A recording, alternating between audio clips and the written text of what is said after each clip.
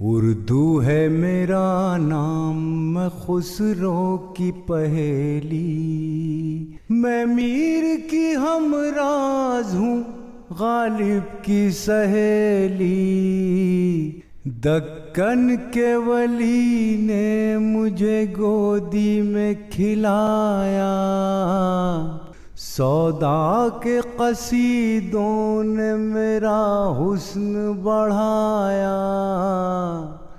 है मीर की अज़मत के मुझे चलना सिखाया, मैं दाग के आंगन में खिली बन के चमेली।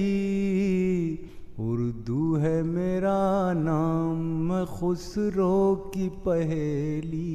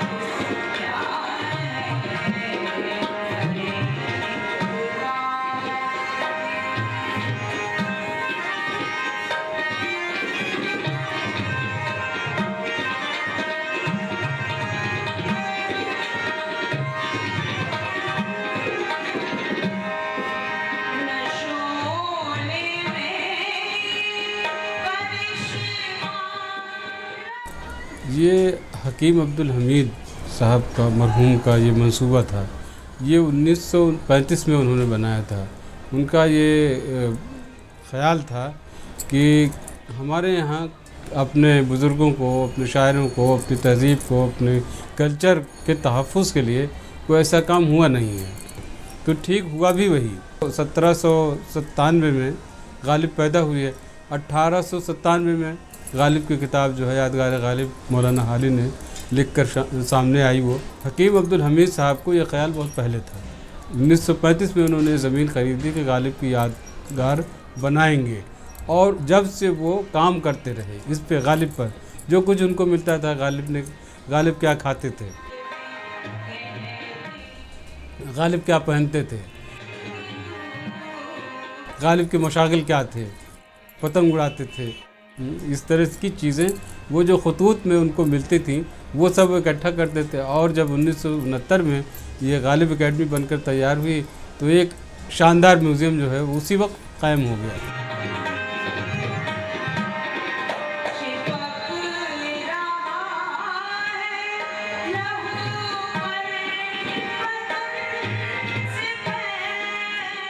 और 22 फरवरी 1969 को उसका इफ्तिताह उस वक्त के सदर जमहूरियत हिंद डॉक्टर ज़ाकिर हुसैन मरहूम ने फरमाया था। उनका जो विज़न था इसको कि हम एक दो बातें थी, एक तो अपनी ज़बान को, एक अपनी तहज़ीब को, और एक ऐसे शायर को जिसे दुनिया के सामने पेश किया जा सके। और आज देखिए, अब उनकी सोच देखिए कि आज अगर 5 शायर का नाम लेंगे दुनिया के बड़े शायरों का, तो उनमें एक गालिब का नाम भी आएगा। 35 से 69 तक उन्होंने इतनी किताबें इकट्ठा कर ली कि आज गालिब एकेडमी की लाइब्रेरी में 12,000 से ज़्यादा किताबें हैं जो ज़्यादातर गालिब से मुताल्लिक़ हैं। और एक ऐसी जगह जो जहाँ पे गालिब का मज़ार है, गालिब के मज़ार के पास हज़रत निज़ामुद्दीन औलिया की दरगाह जहाँ है, ये जगह भी उन्होंने जो इंतख़ाब किया कि गालिब के मज़ार के पास ऐसी यादगार बनाई जाए, तो अपने आप में एक जो है बेमिसाल होगी। बस्ती हज़रत निज़ामुद्दीन दिल्ली का दिल है। दिल्ली तो हिंदुस्तान का दिल है, लेकिन दिल्ली का दिल बस्ती हज़रत निज़ामुद्दीन है। और यहाँ पर कई तरह की ऐसी तहज़ीबी शख्सियात, सियासी शख्सियात और मजहबी शख्सियात, हज़रत निज़ामुद्दीन औलिया की दरगाह है, वहीं पर नवाब मुस्तफ़ा खां शख्ता का मज़ार है, हज़रत अमीर खुसरो का मज़ार है, जहाँ आरा का मज़ार है, और आगे बढ़िए तो गालिब जो है यहाँ पर आराम फरमा है, और उनके बैक में, उनके पीछे की साइड में देखिए तो 64 खंबा है, जिसमें अकबर का भाई, दूध शरीक भाई से कहते हैं, अकबर के ज़माने की बहुत सारी कब्रें हैं। और उसके गालिब के सामने ही बैरिस्टर आसिफ अली तशरीफ़ फरमा है। और कुछ थोड़ा सा और आगे बढ़िए तो तबलीगी जमात का मरकज़ है, जो आज जिसे बैन अल-अक़वामी शोहरत हासिल है। और देखिए आगे थोड़ी देर कुछ और जाइए, अकबर के ज़माने के, अकबर के नौरत्नों में अब्दुल रहीम खान खाना, जो हिंदी के बहुत मशहूर मारूफ शायर हैं, और उसके साथ हुमायूं का मकबरा यहीं पर मौजूद है, जहाँ पर दारा शिकोह भी आराम फरमा हैं। और मुग़लिया सल्तनत के बहुत सारे ऐसे जिनको हम जानते नहीं हैं, ऐसी ऐसी शख्सियात वहाँ पर मौजूद हैं, दफन हैं, जिन्हें हम भूल चुके हैं, हम फरामोश कर चुके हैं। ज़रूरत इसकी है कि एक एक कब्र को, एक एक जगह को, यहाँ के चप्पे चप्पे पर ऐसे ऐसी तारीख़, पूरी तारीख़ है इसकी, उसको जो है उसको बाहर लाया जाए, उस पर रिसर्च की जाए, उस पर तहक़ीक़ की जाए, तो यहाँ पर जो है मेरा ख़्याल है कि हर कदम पर तारीख़ मिलेगी। जैसे जैसे ज़माना गुज़रता जा रहा है, इस इलाके की अहमियत बढ़ती जा रही है। आज देखिए उर्दू के लिए, उर्दू के डेवलपमेंट के लिए गालिब की ज़बान है, गालिब की ज़बान को डेवलपमेंट करना भी एकेडमी का एक उसका मेन मकसद है। मैं यहाँ क़याम पज़ीर हूँ, 40 साल लगभग मुझे हो गए इस बस्ती में रहते। तो मैं रहने वाला चूँकि यहीं का हूँ, तो ये आसानी से गालिब एकेडमी को ज़रूरत थी इस बात की कि कोई उर्दू सिखाने वाला कोई आदमी हो, तो उन्होंने मुझे इस बात के लिए आमादा किया। मैं तैयार हो गया। मुझे, मेरा मकसद भी है कि ज़्यादा से ज़्यादा जो है यहाँ पर उर्दू की क्लासेस होती हैं, यहाँ कंप्यूटर कोर्स होता है, bureau for promotion of Urdu language, उसके अंडर एक है एक course, diploma course in computer और कैलीग्राफी, ये सब है। 1 साल का कोर्स होता है वो, उसमें उर्दू कंपलसरी है। तो उर्दू सिखाने का जो उसमें नॉन उर्दू नोइंग स्टूडेंट्स भी बहुत होते हैं, तो मैं जो होते हैं जो उर्दू जानते हैं वो भी, और जो है वो एक डिप्लोमा कोर्स उसके साथ है। वो एक तो मुस्तकिल काम ये चल रहा है। शाम को भी यहाँ उर्दू सर्टिफिकेट कोर्स चला जाता है। अभी 2-3 साल से इग्नू ने सर्टिफिकेट और डिप्लोमा कोर्स और बीए उर्दू में शुरू कर दिया है। उसकी क्लासेस भी यहाँ कॉन्टैक्ट प्रोग्राम्स होते हैं, वो उसका सेंटर भी है ये। तो और इसके अलावा कभी कोई यहाँ आ जाता है बाहर से उर्दू सीखने का शौक़ हो किसी को, तो हम ज़ाती तौर पर भी उसको अलग से, चाहे वो फ्रेंच हो, चाहे कोई अमेरिकन हो, आते हैं ऐसे लोग, चाहे कुछ अरब हो, तो उधर मेरी खिदमत मौजूद रहती हूँ उन सब के लिए। मैं किसी भी मीडियम से उर्दू सिखा सकता हूँ। गालिब एकेडमी का तो रिश्ता सबसे है, उन सब से है जो गालिब से मोहब्बत करते हैं और उर्दू से मोहब्बत करते हैं, उसमें कुछ काम करना चाहते हैं, तो वो चाहे बस्ती का हो, यहाँ का हो या बाहर का हो, ये तो इसमें कोई तखसीस तो नहीं है इसमें। लेकिन ये कि जगह ज़रूर ऐसी है कि बराबर में गालिब का मज़ार है, और उतना पॉपुलर ये जगह है कि आप समझिए कि बाहर से आने वाले भी यहाँ लोग, फॉरेनर्स भी बहुत आते हैं यहाँ पर, तो चलते चलते बाय द वे यहाँ हो जाते हैं और वो मिल जाता है। ये इसमें एडवांटेज है इसका, सेंट्रली लोकेटेड तो है ये जगह निज़ामुद्दीन। यहाँ हिंदुस्तानी को सिखाने में तो कोई दिक्कत नहीं होती, इसलिए कि वो ज़बान ख़ास तौर से नॉर्थ इंडियन अगर है तो वो ज़बान तो जानता ही है, उसको सिर्फ स्क्रिप्ट सिखाने की ज़रूरत होती है, सिर्फ स्क्रिप्ट सिखाने की ज़रूरत होती है। बाकी ज़बान तो वो जानता ही है, बोलता है, लेकिन ज़बान स्क्रिप्ट तो कहीं हमारे आपके बीच में है नहीं, इन्वॉल्व नहीं है ना। आप बोल रहे हैं, मैं समझ रहा हूँ, मैं बोल रहा हूँ, आप समझ रहे हैं, तो you know the language and I know the language, यहाँ तो कोई प्रॉब्लम नहीं है। वहाँ प्रॉब्लम उनको, उनके पास आता है जो फॉरेनर्स होते हैं, कि वो जो ज़बान है उसका स्ट्रक्चर जो है ग्रामेटिकल वो डिफरेंट होता है और हमारे यहाँ ज़रा मुख्तलिफ होता है, ये होता है। सबसे ज़्यादा मुश्किल जो है अरब्स को सिखाना होता है, सबसे ज़्यादा मुश्किल अरब्स को सिखाना है। अरबी वालों को, जो जिनकी ज़बान अरबी है, उनको सिखाना ज़्यादा मुश्किल है कि उनके यहाँ सब्जेक्ट प्रेडिकेट उलट हो जाती है। और आप देख रहे हैं जहाँ हम बैठे हैं इस वक्त, आप और हम, ये लाइब्रेरी है और इसमें काफ़ी अच्छा मवाद मटेरियल है रिसर्च के लिए। यहाँ केबिन्स भी हैं ताकि अलग बैठ के भी कोई आदमी अगर चाहे तो यहाँ रिसर्च का काम अपना जारी रख सकता है।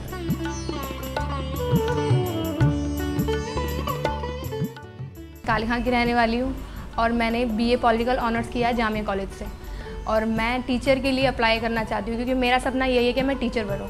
तो सर मैंने इसके कंप्यूटर यहाँ पर इसलिए सीखा है क्योंकि लाइफ में बहुत ज़्यादा ज़रूरत हो गई है कंप्यूटर्स की, क्योंकि आज सर आजकल जहाँ भी टीचर्स बनते हैं वहाँ पढ़ाई भी आजकल कंप्यूटर से होने लगी है। कंप्यूटर में मुझे सबसे अच्छा लगता है, टाइपिंग करनी अच्छी लगती है और मुझे फ़ोटोशॉप करना अच्छा लगता है। फ़ोटोज़ में एडिटिंग करना अच्छा लगता है ज़्यादातर फ़ोटोज़ को। और जो कार्टून्स होते हैं ना, उनकी गर्दन अलग करके दूसरे पर टच करना, ऐसे किए हैं बहुत ज़्यादातर। डक के ऊपर कौवे की जो गर्दन होती है उसको ऊपर टच किया है, वो लगाई है ज़्यादातर।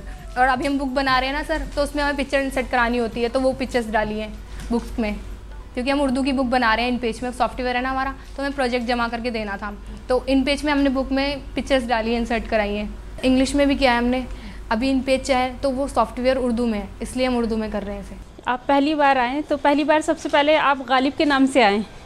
गालिब एकेडमी की लाइब्रेरी है, तो ज़ाहिर है गालिब को देखना ज़्यादा पसंद करेंगे आप। तो यहाँ पे सबसे पहले आप गालिब का दीवान देखेंगे। सबसे पहले आप ये देखेंगे कि आप किस लैंग्वेज के हैं, आपको उर्दू में चाहिए, हिंदी में चाहिए या इंग्लिश में चाहिए किताब। तो आप वो किताब मुझसे मांगेंगे कि भाई मुझे गालिब का दीवान चाहिए इंग्लिश में, तो मेरे पास दीवान मौजूद है, वो मैं दीवान में आपको दिखाऊँगी गालिब का। आप उसे पढ़ेंगे, आपका इंटरेस्ट बढ़ेगा, आप चाहेंगे कि ये किताब मैं ख़रीद लूँ। तो वो किताब बेचने के लिए तो होती नहीं है, रेफरेंसी बुक्स होती हैं वो। इस लाइब्रेरी की खासियत ये है कि एक तो इस यहाँ पे गालिब से रिलेटेड ज़्यादा किताबें हैं, और ये उर्दू की लाइब्रेरी है, यहाँ पे उर्दू की किताबें ज़्यादा मिलेंगी। अगर हमारे पास हिस्ट्री में भी हैं किताबें तो उर्दू में ही मिलेंगी हिस्ट्री की किताबें। और गालिब के अलावा जैसे इकबाल, मीर, ज़ौक़ और नासिक वगैरह सभी की किताबें यहाँ मिलती हैं। सुबह से शाम तक यहाँ पे अक्सर लोग पढ़ने के लिए आते हैं, न्यूज़पेपर ज़्यादा पढ़ते हैं। इसके अलावा कॉलेजेस के जो एमफिल कर रहे हैं, पीएचडी कर रहे हैं, वो लोग बुक्स लेने यहाँ पे आते हैं।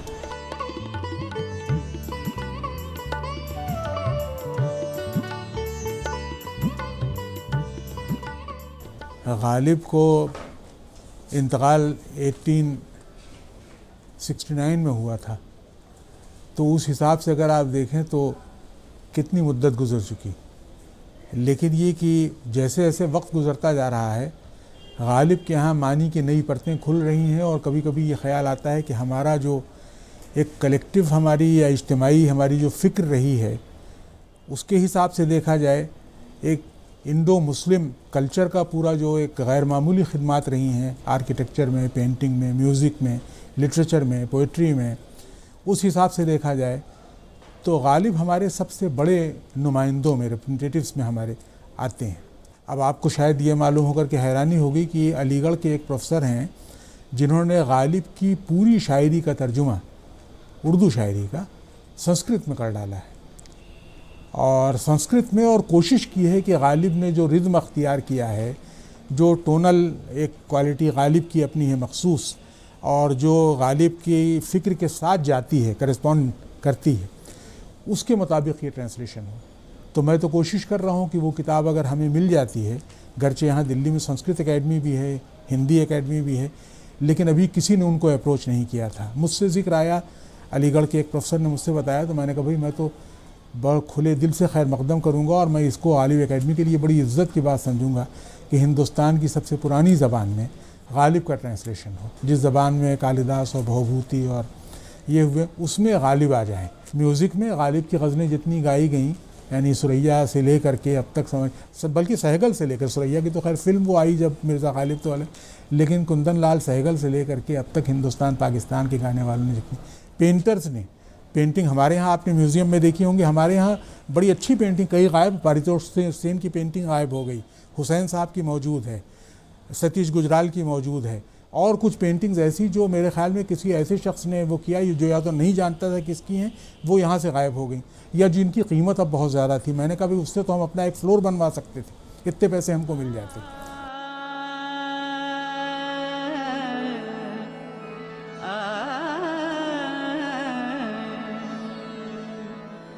इब्ने मरियम हुआ करे कोई, इब्ने मरियम हुआ करे कोई, मेरे दुख की दवा करे कोई, मेरे दुख की दवा करे कोई।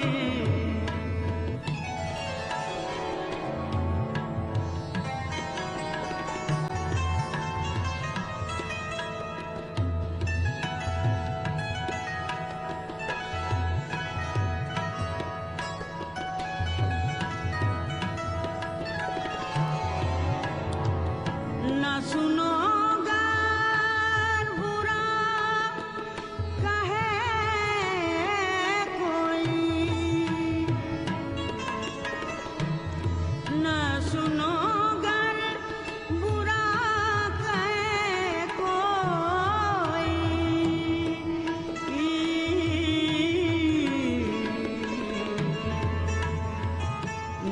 कहो गए बुरा करे कोई।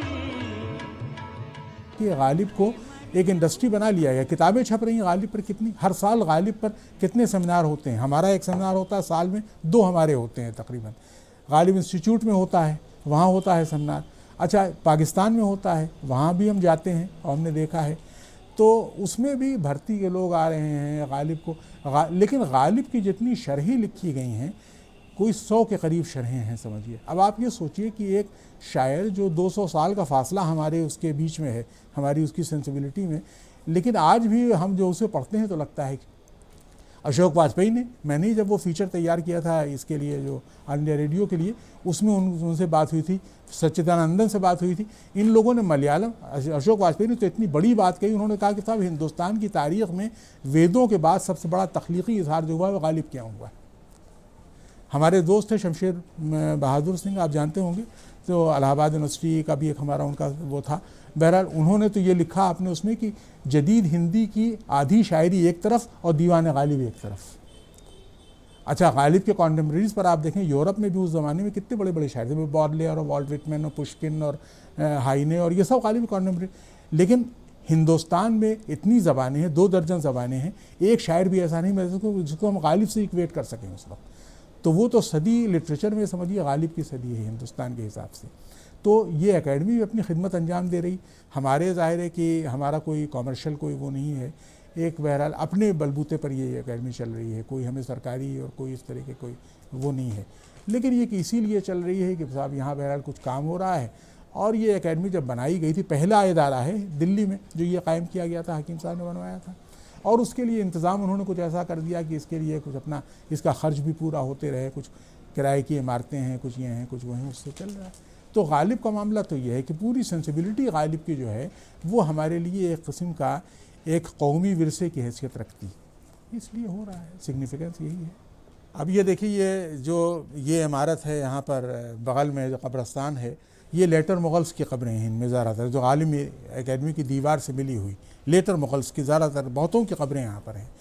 पास में आती कि हज़रत निज़ामुद्दीन औलिया, उसके पास उसके पहलू में हज़रत अमीर खुसरो के साथ शाहजहाँ की बेटी जहांआरा, और इसके अलावा पुराने हिस्टोरियंस में देखिए बदायूनी और ये इन लोगों की खबरें सब यहाँ। तो यहाँ तो कितनी सदियों का कहना चाहिए कि यादें जो हैं इस बस्ती में, उसकी भी एक बरकत है। मैं समझता हूँ कि उसकी एक बरकत है कि यहाँ पर आपको हमेशा रौनक दिखाई देगी।